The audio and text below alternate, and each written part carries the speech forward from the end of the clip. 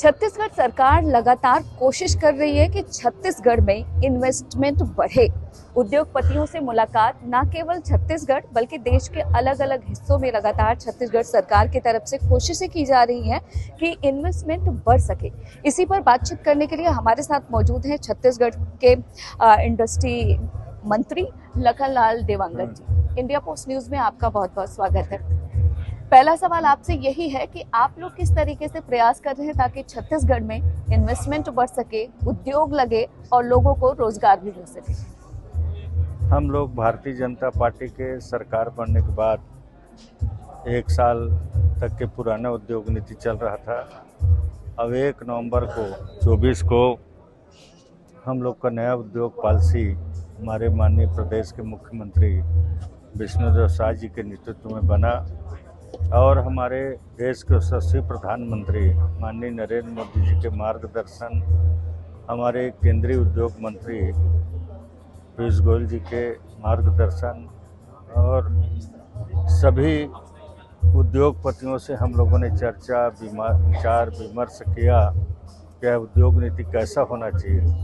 और हमारा उद्योग नीति जारी होने के बाद अभी लगभग 1 साल अब पूरा होने वाले हैं और 1 साल के अंदर में लगभग 7,50,000 करोड़ का निवेश हम लोगों को मिल चुका है।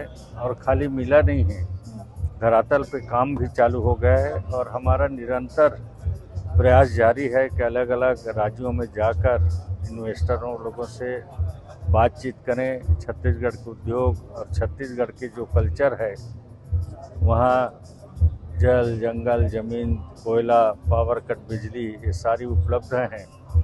धन संपदा से भरा हुआ प्रदेश है और माननीय मुख्यमंत्री जी भी लगातार प्रयास कर रहे हैं। आज दिल्ली में इन्वेस्टर स्टील सेक्टर में होने जा रहा है। इसी तरह से हम लोगों ने बेंगलुरु भी गए थे। दिल्ली में मेरे ख्याल से अब दूसरा-तीसरा बार इन्वेस्टर के हैं। उसी तरह से कई राज्यों में, गुजरात से लेकर कई राज्यों पर हम लोगों ने जाकर उद्योगपति से बातचीत किए हैं, उनसे मुलाकात किए हैं और छत्तीसगढ़ की उद्योग नीति के बारे में जानकारी दे रहे हैं।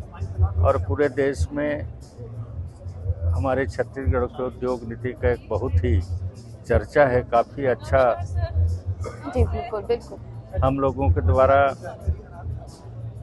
लगातार प्रयास किया जा रहा है। हम लोगों ने बहुत सारा सब्सिडी, अनुदान, सिंगल विंडो से लेकर ऑनलाइन ज़मीन का बंटन, ये सारी उद्योग में समाहित किए हैं। तो इससे लोगों को उद्योग को लगाने में कठिनाई कम होती है, उनकी समस्याएं नहीं के बराबर रह जाती है और यहाँ तक कि 1 दिन में ज़मीन के आवंटन की प्रक्रिया पूरी होती है। बिजली में छूट, स्टाम्प ड्यूटी में छूट से लेकर कई तरह से छूट के प्रावधान किए गए हैं। अब सब्सिडी देने का काम भी समयबद्ध करने का प्रयास हम लोग कर रहे हैं।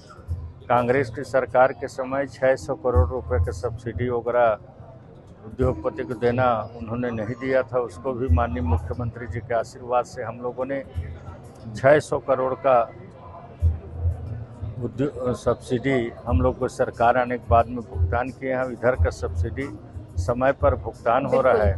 मैं आपसे ये जानना चाहूंगी कि लगातार आप लोग कनेक्ट छत्तीसगढ़ का प्रोग्राम कर रहे हैं, क्या अभी तक सफलता मिली आप लोगों को?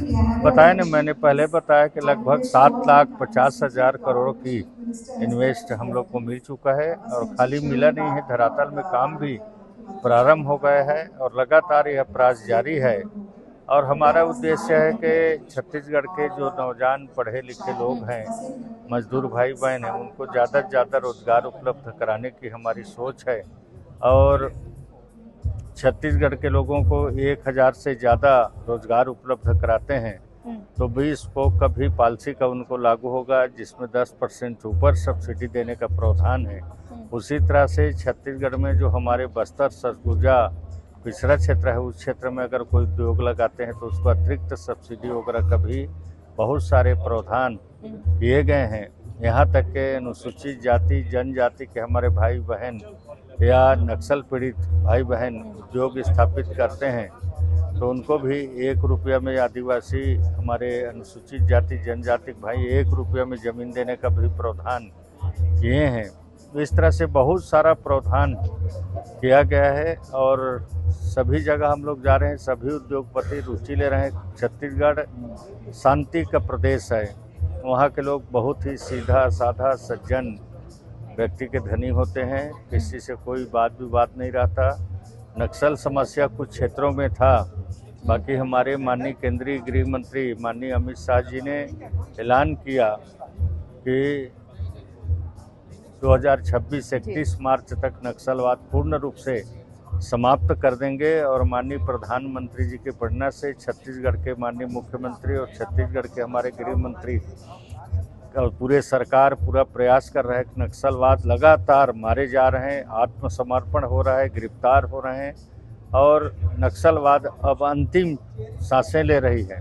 तो निश्चित तौर पर कुछ एरिया में नक्सलवाद की प्रभाव था वो भी खत्म हो जाएगा, पूरा छत्तीसगढ़ एक शांति का टापू बन जाएगा। अंतिम सवाल आपसे, लोगों से क्या अपील करेंगे उन उद्योगपतियों से जो अभी विचार कर रहे हैं लेकिन मन में ये कंफर्म नहीं कर पाए हैं कि छत्तीसगढ़ में इन्वेस्टमेंट करता है या नहीं, तो उनसे क्या कहें? देखिए, हमारा काम है निवेदन करना, उनको अपनी नीति को बताना, प्रदेश के कल्चर को बताना और उद्योगपति भी चाहते हैं कि अच्छा प्रदेश में हम जाएं, तो निश्चित तौर पर जिनको जिनको हमारी उद्योग नीति अच्छा लगेगा और वहाँ की सुविधाएं हो अच्छा लगेगा तो निश्चित तौर पर छत्तीसगढ़ में आएंगे। और सरकार का काम है प्रयास करना और हम लोग निरंतर रूप से प्रयास कर रहे हैं और बहुत सारे उद्योगपति रुचि भी ले रहे हैं।